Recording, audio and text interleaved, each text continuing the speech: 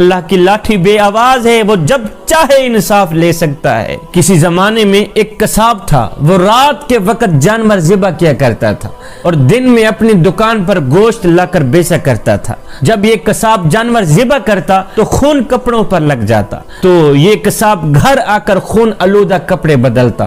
ایک رات یہ قصاب جانور ذبح کر کے آ ہی رہا تھا کہ راستے میں سے ایک شخص شور مچاتا ہوا آیا، اس قصاب کو پکڑ لیا۔ جب پکڑ لیا تو اس قصاب نے دیکھا کہ اس پکڑنے والے شخص کے جسم سے خون بہ رہا ہے۔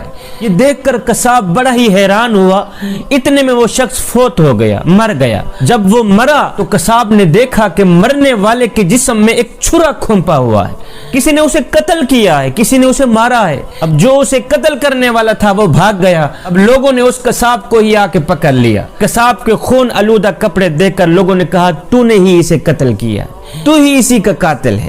لوگوں نے اس قصاب کو پکڑ لیا، قاضی کے پاس لے گئے، قصاب پر مقدمہ چلایا گیا۔ لوگوں کی گواہی سن کر قاضی نے قصاب کو پھانسی کا فیصلہ سنا دیا۔ جب قصاب کو پھانسی کے لیے تختے پہ لایا گیا تو قصاب کی آنکھوں سے آنسو نکل رہے تھے۔ قصاب کی آنکھوں سے نکلے آنسو دیکھ کر تختے پر لانے والے پولیس افسر نے پوچھ لیا کیوں رو رہے ہو؟ اب کچھ زیادہ ندامت ہونے لگ گئی۔ اس قصاب نے کہا میاں ندامت تو ہو ہی رہی ہے، لیکن میں اس بندے کا قاتل نہیں ہوں جس کی سزا مجھے ابھی مل رہی ہے، اصل میں کسی اور کا قاتل ہوں۔ میاں میں اس بندے کا قاتل نہیں ہوں جس کی سزا مجھے مل رہی ہے، جس کی سزا میں مجھے پھانسی دی جا رہی ہے، اصل میں کسی اور کا قاتل ہوں۔ پولیس والے نے کہا وہ کیسے؟ قصاب نے کہا میاں سن، میں بہت عرصہ پہلے کشتی چلایا کرتا تھا، ایک بہت بڑا دریا تھا، دریا کے اس کنارے کے لوگوں کو دوسرے کنارے تک پہنچاتا تھا۔ ایک دن ایک لڑکی میری کشتی پہ سوار ہوئی، جب میں نے اس لڑکی کو دیکھا تو وہ چاند کا ٹکڑا ہی تھی، بڑی ہی حسین و جمیل حسن کی ملکہ تھی، اللہ تعالیٰ نے بڑے ہی حسن سے نواز رکھا تھا۔ میرا دل اس لڑکی پر فدا ہو گیا، میں نے اس لڑکی کو اشارے میں بات کی اور اس لڑکی نے مجھ سے اشارے میں بات کی، تو میں نے اپنی خواہش کا اظہار کیا کہ میں تم سے اپنی خواہش پورا کرانا چاہتا ہوں۔ اس نے کہا نہیں، اس سے بہتر ہے کہ ہم نکاح ہی کر لیں۔ کہا وہ کیسے ہوگا؟ وہ جوان لڑکی نے کہا کہ تم میرے والدین کے پاس جا کر رشتہ مانگ، وہ تجھے رشتہ دے دیں گے، پھر ساری زندگی اکٹھے رہیں گے۔ کہتا ہے میں نے جا کر لڑکی کے والدین سے رشتے کی بات کی، انہوں نے کہا ہماری لڑکی تو اتنی حسین و جمیل ہے، خوبصورت، پڑھی لکھی ہے، اللہ کی نیک بندی ہے، تیرے اندر تو ہمیں ایک خوبی بھی نظر نہیں آتی، لہٰذا ہم تجھے اپنی لڑکی کا رشتہ نہیں دیتے، تو یہاں سے چلا جا۔ میں بہت ہی مایوس ہو کر واپس چلا گیا۔ میری اس محبت میں، میرے پیار میں، میری مایوسی میں 2 سال گزر گئے۔ 2 سال کے بعد ایک دن میں کشتی چلا رہا تھا، ایک عورت میری کشتی پہ سوار ہوئی، اس عورت کے ساتھ اس کا ایک بچہ بھی تھا۔ جب میں نے غور کیا تو دیکھ کر حیران رہ گیا کہ یہ وہی لڑکی تھی جس کی محبت میں 2 سال میں نے بڑے ہی مشکل سے گزارے، یہ وہی عورت ہے جس کے عشق میں، جس کے پیار میں نے 2 سال بڑے ہی مشکل سے گزارے۔ اب میں نے کیا کیا؟ میں نے اس سے باتیں کرنا شروع کر دی۔ اب اس لڑکی نے کہا نہیں، میں تجھ سے باتیں نہیں کر سکتی، اس لیے کہ میں کسی کی امانت ہوں، میری شادی ہو گئی، یہ میرا خامد ہے، دیکھو یہ میرا بیٹا ہے، میں کسی کی امانت ہوں، میں تیرے ساتھ بات ہرگز نہیں کر سکتی۔ میں نے اسے بہت باتوں پہ مائل کیا، لیکن وہ بت بن کر بیٹھی ہی رہی، کوئی جواب نہ دیا۔ ادھر میرے دل میں گناہ کا خیال آیا کہ آج وقت ہے میں کچھ نہ کچھ کر ہی لوں، آج وقت مل گیا ہے کہ میں اپنی خواہش پوری کر ہی لوں۔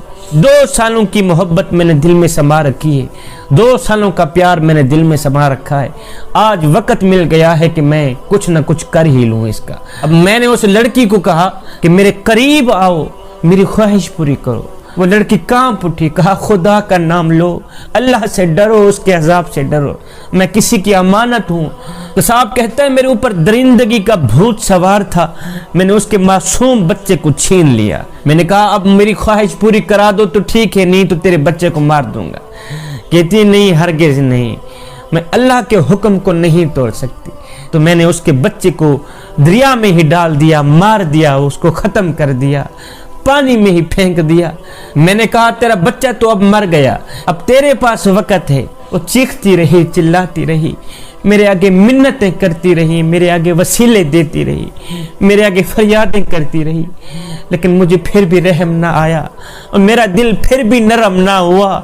میں نے کیا کیا؟ زبردستی سے اس لڑکی کو پکڑا, اس کے ساتھ میں نے گناہ کیا. گناہ کرنے کے بعد میرے ذہن میں خیال آیا کہ اگر اسے میں ایسے چھوڑ دوں تو یہ گھر جائے گی, اپنے بچے کے قتل کا مقدمہ میرے اوپر درج کرائے گی اور مجھے پھانسی پہ لٹکا دے گی. اس سوچ کی بنیاد پر میں نے اس لڑکی کو بھی جان سے مار دیا. جان سے مار کر میں نے اسے پانی میں پھینک دیا اور واپس چلا گیا. یہ کہنے کے بعد وہ شخص خون کے آنسو رونے لگا, رو کر کہنے لگا, میاں مجھے اس قتل کی سزا نہیں مل رہی, مجھے تو اس قتل کی سزا مل رہی ہے جو 20 سال پہلے میں نے قتل کیے تھے. مجھے اس قتل کی سزا نہیں مل رہی, مجھے اس جرم کی سزا نہیں مل رہی, مجھے تو اس جرم کی سزا مل رہی ہے جو 20 سال پہلے میں نے ایک ماں کو مارا تھا, ایک اس کے معصوم بیٹے کو مارا تھا. ہے اللہ کی لاٹھی بے آواز ہے, میں نے 20 سال پہلے اس ماں بیٹے کو قتل کیا تھا. آج 20 سال بعد اللہ نے مجھے پھانسی کے تختے پہ کھڑا کر دیا. میاں اس آدمی کو میں نے ہرگز قتل نہیں کیا, یہ جو مجھے سزا مل رہی ہے یہ 20 سال پہلے جو میں نے قتل کیے تھے یہ اس کی سزا مل رہی ہے. اللہ کی لاٹھی بے آواز ہے, وہ جب چاہے انصاف لے سکتا ہے. جوانوں, جیسا کرو گے ویسا بھرو گے. آج نہیں تو کل, کل نہیں تو پرسوں, زندگی کے کسی نہ کسی موڑ پہ اپنا کی آخر بھگتنا ہی پڑے گا. نیکی کرو گے, نیکی کل تمہارے کام آئے گی, دنیا میں بھی کام آئے گی, آخرت میں بھی کام آئے گی. کسی کی بیٹی کو اپنی بیٹی سمجھ کر اس کے سر پر شفقت بھرا ہاتھ رکھو گے تو کل تیری بیٹی کے سر پر بھی کوئی شفقت بھرا ہاتھ رکھے گا. کسی کی بیٹی کو اپنی بیٹی سمجھو گے تو کوئی تیری بیٹی کو بھی اپنی بیٹی سمجھے گا.